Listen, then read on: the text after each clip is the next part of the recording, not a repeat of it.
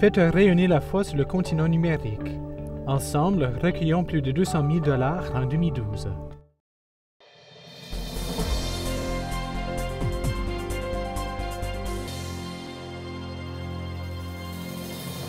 Bonsoir, bienvenue à Perspective.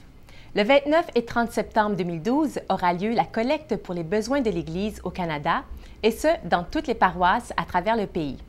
Cette collecte vise à soutenir le travail de la Conférence des évêques catholiques du Canada, qui est l'Assemblée nationale des évêques du Canada. Depuis sa fondation en 1943, la Conférence joue un rôle important au plan national et international. Elle fournit un soutien aux évêques dans leur ministère pastoral dans plusieurs domaines tels que l'éducation de la foi, la justice sociale, les relations œcuméniques, la vie et la famille, les relations avec les peuples autochtones, l'aide internationale et plus encore.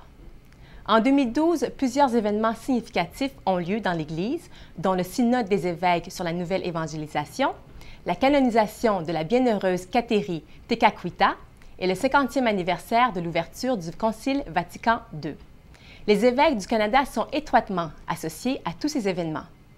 La collecte aide donc les diocèses à payer leurs contributions annuelles à la Conférence des évêques catholiques du Canada. Si les sommes amassées dépassent le montant de la contribution, le surplus peut être utilisé pour les besoins des diocèses.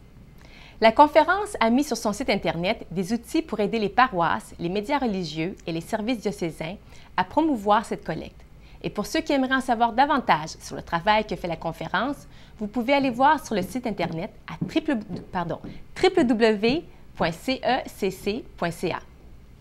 L'Organisation catholique canadienne pour le développement et la paix a annoncé qu'elle invite la population à faire des dons pour aider les victimes des inondations à Manille et dans sa périphérie.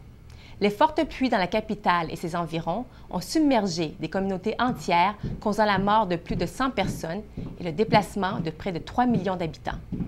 L'organisation collabore aussi aux efforts d'aide de Caritas International et de ses associés aux Philippines. Des renseignements sont disponibles sur le site Internet de Développement et Paix à www.devp.org.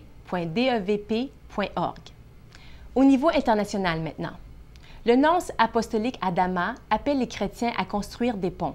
Monseigneur Mario Zenari s'est exprimé cette semaine sur Radio Vatican à propos de la situation en Syrie. Il demande le respect total du droit humanitaire international.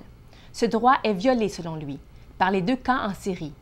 Après le départ de la mission des observateurs des Nations unies, Monseigneur Mario Zenari se montre préoccupé pour l'avenir. Il estime essentiel que la communauté internationale ne laisse pas tomber la Syrie. Alors que se précise la perspective du voyage de Benoît XVI au Liban, du 14 au 16 septembre 2012, le nonce à Dama a insisté sur le rôle particulier des communautés chrétiennes. Leur mission, leur vocation consiste à construire des ponts. J'en vois de nombreux exemples au niveau personnel avec des témoignages véritablement héroïques, mais aussi au niveau des communautés paroissiales. Cette mission est très urgente en ce moment. Demain, justement, nous présenterons à Focus catholique la série Terre de réconciliation à 19h30. C'est tout pour aujourd'hui. Merci et bonne soirée.